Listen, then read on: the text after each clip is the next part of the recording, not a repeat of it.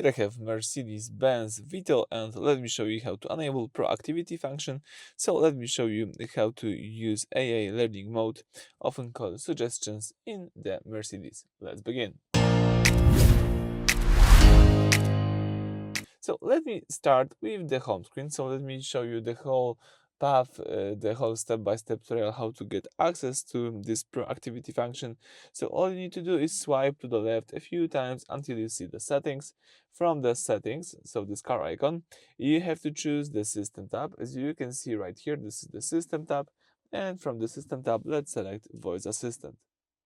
Then you've got access to Proactivity. As you can see, in certain situations, the voice assistant will be active even without being directly addressed.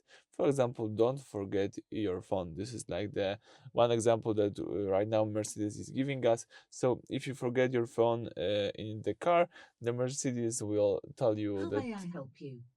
that you forgot your phone. So that's it for this video. Thank you for watching. Please subscribe to our channel and leave thumbs up.